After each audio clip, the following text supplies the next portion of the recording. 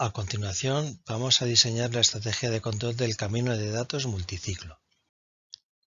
Como en el camino de datos multiciclo cada instrucción dura varios ciclos de reloj, será preciso diseñar la unidad de control como un circuito secuencial que irá generando en ciclos sucesivos las señales de control necesarias para llevar a cabo las tareas requeridas en las sucesivas fases de la instrucción.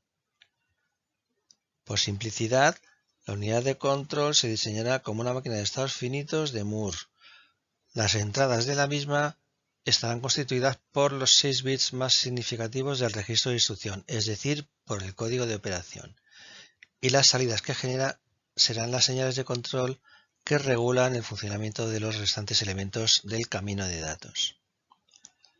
Como es sabido, en el modelo de Moore las salidas no dependen de las entradas, sino del estado actual, con lo que se generan muy rápido al principio del ciclo de reloj y son estables durante toda la duración del ciclo. Por otra parte, cada estado de la máquina corresponderá con una etapa de la ejecución de la instrucción. Eso sí, cada etapa puede suponer la ejecución de varias microoperaciones en paralelo. Esta tabla resume la ejecución de todas las instrucciones del repertorio reducido seleccionado.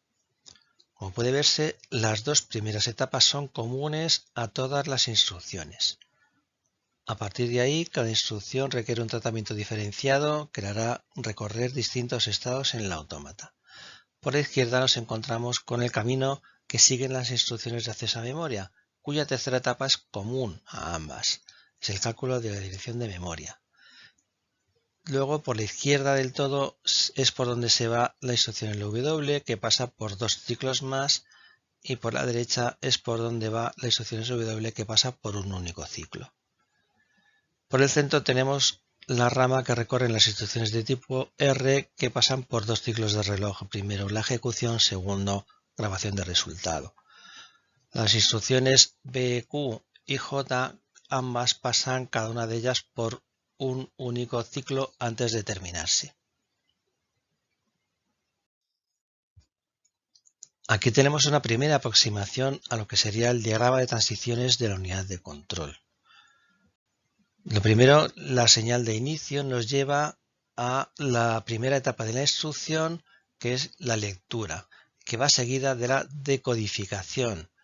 Estas dos etapas son dos estados dentro del diagrama de transiciones. Una vez la instrucción ha sido leída y decodificada, pasará por una secuencia de estados propia distinta de las secuencias correspondientes a otras instrucciones.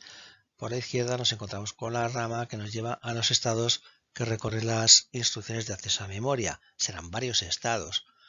Por el centro tenemos los dos estados representados dentro de ese rectángulo que recorren las instrucciones de tipo R. Y por la derecha tenemos las ramas de branch y jump, cada una de ellas constituida por un único estado. Al final de la secuencia de estados propia de cada instrucción se regresa a la fase de fetch para leer una instrucción nueva y repetir todo el proceso. Vamos a ir desgranando los sucesivos estados de la máquina de Moore, comenzando por los que corresponden a la fase de lectura, que es el primer estado, 0, y la fase de decodificación, que es el segundo estado, 1. Como puede verse, dentro de cada nodo aparecen una serie de señales. Estas son las señales que no toman su valor por defecto. Recordemos que las señales que tenían valor por defecto o tenían un 0 cuando regulaban una escritura sobre algún elemento o eran las señales de acceso a memoria y podían tomar cualquier valor cuando controlaban un circuito combinacional. Entonces, en este caso, en el estado 0 aparecen todas las señales que se activan memread. Cuando aparece un nombre y no aparece igual a lo que sea, significa que vale 1, que está activada. Esto sucede con memread, memwrite, irwrite, pcwrite, pcwritecount. Y luego las otras, las que tienen igual a lo que sea, corresponden con señales que regulan circuitos combinacionales, multiplexores o la unidad aritmético lógica. Entonces tenemos ahí 8 señales que no toman su valor por defecto y que son las que aparecen en el estado 0. Del estado 0 se pasa de manera incondicional al estado 1, que En él lo que hacíamos era decodificar, leer los registros fuente, estas dos acciones eran automáticas, y también se calculaba la dirección de ramificación activando 3 señales según aparece dentro del nodo. Y transcurrido ese segundo ciclo, que corresponde con el estado 1, ya al estar la instrucción decodificada, la unidad de control transita hacia los estados que corresponden a las diferentes ramas en función del código de operación. A la rama de la izquierda nos vamos cuando el código de operación es LW o SW. A la del centro a la izquierda nos vamos cuando la instrucción es de tipo R.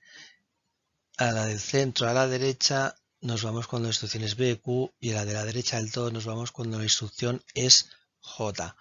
Aquí aparecen los nombres simbólicos de las instrucciones, pero realmente lo que tendríamos que poner ahí en la máquina de estados, en el diagrama de transiciones, serían los códigos de operación de las instrucciones con todos sus bits, es decir, 6 bits en vez de LW, 6 bits en vez de SW, 6 bits en vez de tipo R, 6 bits en vez de BQ y 6 bits en vez de JMP. Aquí se muestra en detalle lo que hay dentro de la rama de las instrucciones de acceso a memoria. Desde el estado 1 de decodificación, cuando el código de operaciones LW o SW, se pasa al estado 2, en el cual se realiza el cálculo de la dirección del dato que reside en memoria.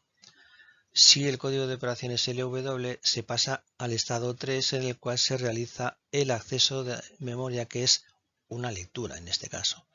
Y después se pasa al estado 4 e incondicionalmente desde el 3, en el cual se realiza la escritura del dato leído en el banco de registros.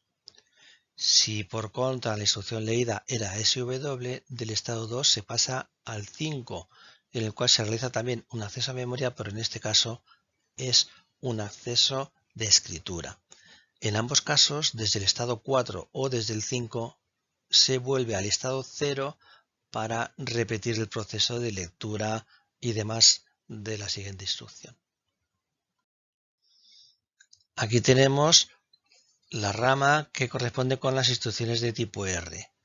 Desde el estado 1, si el código de operación tenía todos sus bits a 0, tenemos una instrucción de tipo R, y entonces del estado 1 se pasa al 6, en el cual se realiza la ejecución de la operación, es decir, el cálculo de la operación solicitada en la unidad aritmético lógica.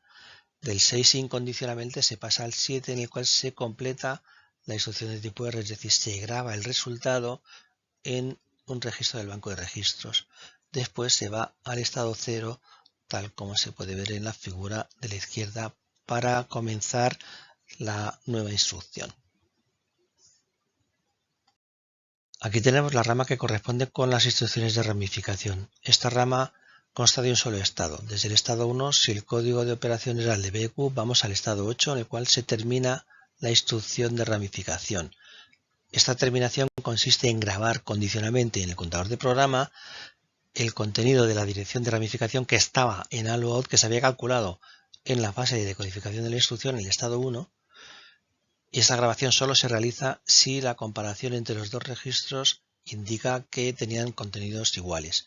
Si tenían contenidos distintos, entonces esa escritura sobre el contador de programa no se realiza. La finalización de la ramificación simplemente consiste en no grabar nada en el PC. Después se pasa incondicionalmente al estado 0 para comenzar la nueva instrucción. La rama que corresponde con las instrucciones de salto incondicional también cuenta con un único estado al cual se llega si el código de operación era J. El estado lo único que hace es escribir incondicionalmente en el contador de programa la dirección de salto. Una vez realizada esta operación, se vuelve al estado 0 para pasar a la siguiente instrucción. Aquí tenemos el diagrama de estados completo, con todas las fases, los dos primeros estados de lectura y decodificación, por aquí a la izquierda los estados que corresponden con las instrucciones de acceso a memoria, aquí los que corresponden con instrucciones de tipo R, este es el estado correspondiente a la tercera fase, a tercera etapa de BQ, y aquí el estado de la tercera etapa de la instrucción jump. Como vemos, en total solo hay 10 estados y de esta manera tenemos un control con una máquina de Moore bastante sencilla. Al estar diseñada como una máquina de Moore, la unidad de control constará de la lógica de control necesaria para implementar las funciones de transición y salida, más el registro de estado que almacenará el estado actual de la máquina secuencial. Este registro de estado tiene 4 bits que son suficientes para almacenar combinaciones para 10 estados diferentes, realmente para 16, pero con 10 nos vale. Las salidas del registro son S3, S2, S1 y S0 y contienen el estado actual.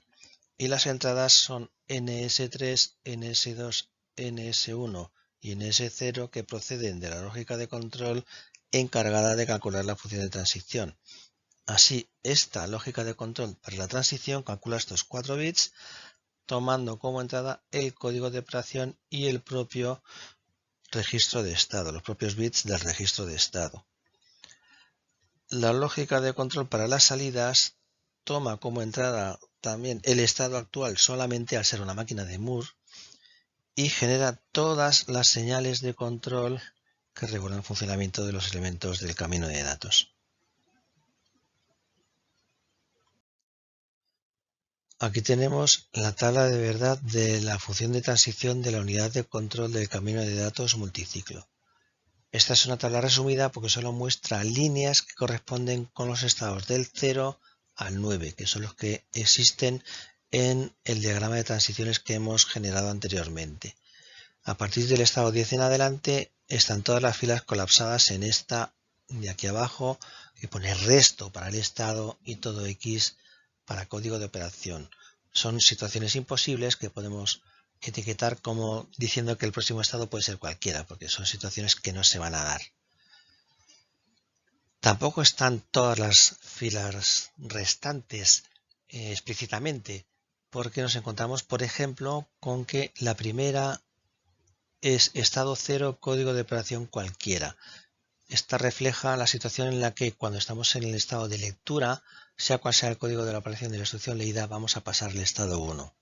El estado 1 es el estado de decodificación y aquí nos puede suceder que leamos un código legal, en cuyo caso tenemos aquí las transiciones especificadas, o que leamos un código de operación no contemplado. Y en este caso nos encontraremos en una situación de instrucción ilegal, que nos debería llevar a una excepción. Del estado 1, si hemos leído una instrucción LW o SW, pasaremos al 2. Aquí aparecen filas para el estado 2 para todas las situaciones de los códigos de operación. Solo van a transiciones legales las transiciones que tienen como código de operación el de LW y el de SW. Las demás serían situaciones que podríamos dar por ilegales, pero en realidad no nos vamos a llegar nunca a la situación de estar en el estado 2 con código de operación de tipo R o J o BQ o cualquier otro que no sea LW y SW, porque esas situaciones se han detectado ya en el estado 1. Así que podemos poner X para todas estas situaciones que en realidad serían ilegales. Y lo mismo sucede en los demás estados. Según la rama por la que vayamos, hay situaciones imposibles que podemos etiquetar como ilegales o como todo X para simplificar y unas poquitas posibles. En este caso, para el estado 3 solo tenemos una posible válida para el código de operación LW que nos conduce al estado 4. En el estado 4 también solo una válida para el código de operación LW que nos vuelve al estado de fetch. En el estado 5 también nos conduce al estado de fetch solo con el código de operación SW. Las demás situaciones no se podrían dar. Y en el estado 6 solo podemos pasar al 7 cuando tenemos código de operación tipo R. En las demás situaciones no podrían darse. En el estado 7 solo tenemos una transición para cuando el código de operación es tipo R. En los demás casos no se podrían dar. En el estado 8 solo podemos tener una transición válida con el código de operación BQ. En el estado 9 solo podemos tener una transición válida con el estado en el código de operación J. Las demás situaciones en ningún caso se podrían llegar a dar.